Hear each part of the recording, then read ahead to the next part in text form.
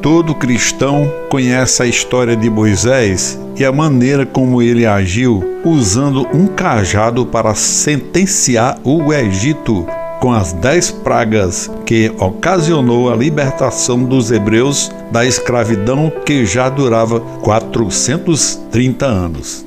Este episódio começa com a filha de Faraó que salvara Moisés do rio Nilo e tornara-se um príncipe do Egito amado pelo próprio Faraó. Um dia, Moisés passeava pelas propriedades do Faraó.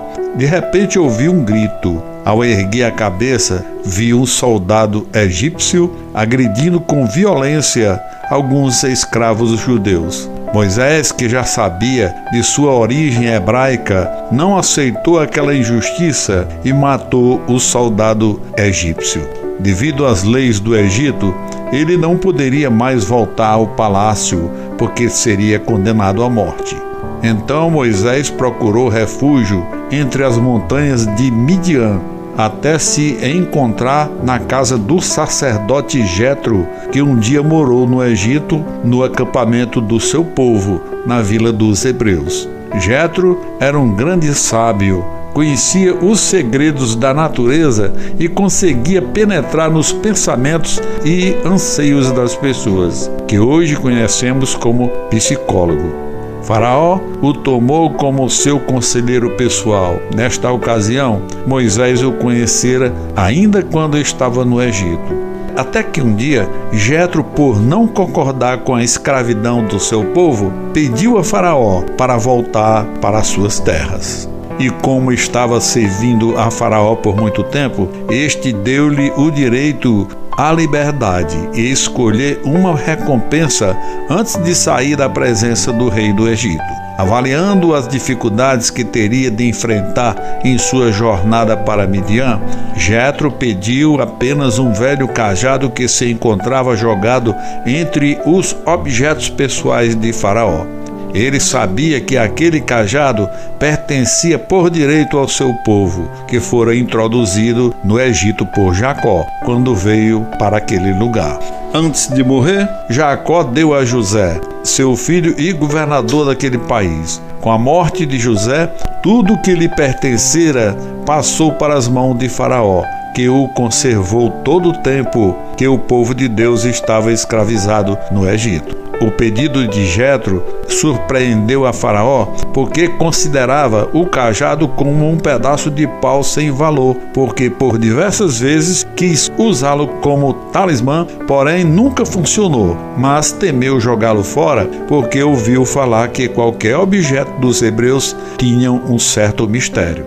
Para Jetro, não era apenas um pedaço de madeira. Ele sabia muito bem disso e sabia mais. O tal cajado provinha de um lugar muito especial, do Jardim do Éden, mais precisamente da árvore do conhecimento do bem e do mal. Era feito em safira e tinha gravado nele as 10 letras hebraicas iniciais das 10 pragas que no futuro iriam infestar o Egito.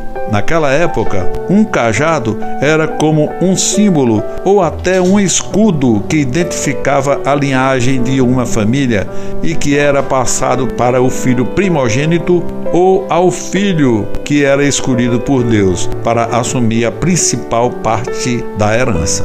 Adão recebeu o cajado das mãos do Senhor Deus ainda no Jardim do Éden. Quando Adão morreu, passou o cajado por herança pelas mãos dos patriarcas até chegar a Noé, que introduziu na arca. Após o dilúvio, em sua velhice, Noé passou para Sem, seu primogênito, que entre as mãos de seus descendentes foi parar nas mãos de Abraão. Depois Isaque, Jacó e José, e este, quando morreu, ficou em poder de Faraó. Até quando Faraó ordenou que lhe fosse trazido o cajado, surpreso até porque Jetro teria rejeitado uma boa recompensa pelos seus serviços a Faraó. Uma vez em casa, Jetro plantou o cajado no seu jardim e tentou retirá-lo de volta, não conseguiu mais. Moisés, em fuga da presença de Faraó, foi habitar na casa de Jetro e por várias vezes pediu a mão de Zípora, filha de Jetro, em casamento. Em sonho, o Senhor Deus apareceu a Zípora e disse que quem conseguisse retirar o cajado que estava plantado no jardim seria o seu marido. Centenas de mãos já haviam tentado arrancar o cajado, mas ninguém havia conseguido sequer movê-lo para um lado. O cajado estava encravado na terra, como se sua raiz estivesse grudada ao outro lado do solo.